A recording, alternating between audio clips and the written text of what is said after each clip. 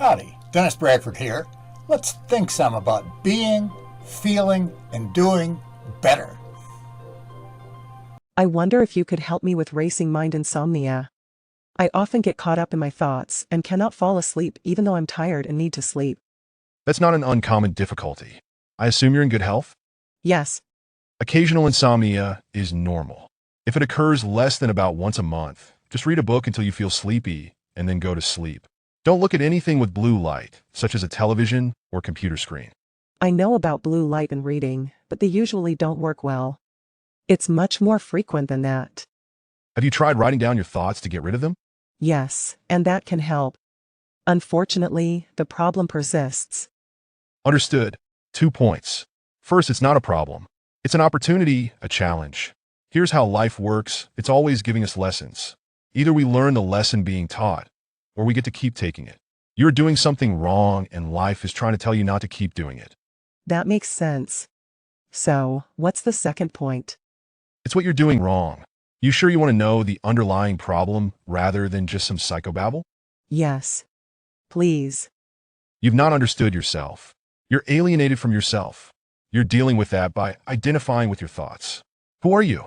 Are you someone suffering from insomnia, or are you those thoughts? I'm suffering from insomnia. Correct. You're the mind having the thoughts and not the thoughts themselves. So, by continuing to think thoughts, you are separating yourself from where you're focused. Separation is the source of dissatisfaction. Oh, that's interesting, but if I'm not the thoughts, what am I? Excellent question. You're obviously trying to learn the important lesson. Have you ever seen a play in a theater? Yes. Yes. Have you ever become emotionally involved with a character or situation on the stage? That's because you identified with something there, which can be entertaining or fun to do. However, you are not one of those characters, are you? Of course not. So, if the emotions you were experiencing vicariously troubled you, what should you do? Stop identifying with them. Exactly. It can be fun to experience, for example, fear or surprise while watching a play, because those emotions are not based in reality, and you get that. The cure is simple. Notice them and let them go. So the thoughts that keep me awake should also be dropped? Yes, if you don't identify with them, they won't trouble you. Just notice them when they arise and let them pass away. Unless you attach to them, they'll soon disappear. If you attach to them, if you cling to them, if you spin them into a story, you'll create your own sleeplessness by clinging to them and identifying with something that isn't you. That makes sense. How do I stop clinging to unwanted thoughts? The same way you get to play Carnegie Hall. Practice, practice, practice. Meditation is the practice of learning how to detach from all thoughts. So, master some effective meditative practice or other. That doesn't sound easy. It's not. Either do it or let thoughts burden you for the rest of your life. You see, incessant thoughting obstructs direct realization of who we are.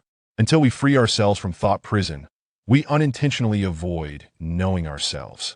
The problem is that if we don't know ourselves, it's impossible to live well. So life is trying to teach me to know myself? Exactly. And there is no more important lesson than that. Only the wise know themselves, and so only the wise are free from all the common complaints such as insomnia. Think less to live better. Drop thinking to live well. Where do I find someone to teach me, preferably for little or no cost? Well, it happens that I know a free resource. If you send an email to dennis@infearfast.com with the subject line calibrations, he'll send you a PDF that will help you get started on your own. Jot it down, dennis@infearfast.com. The PDF is self-explanatory, surveys the options, and will help you live better if you select a teacher and take the instructions you'll receive to heart. Thank you. That seems simple enough. I'll do it. Good. You're welcome. It is simple to learn what to do, but mastering it, like mastering anything else worthwhile, will take commitment. I think that the purpose of your insomnia is to get you to make that commitment. If you do, there's no reason that you cannot live better and, perhaps, even well.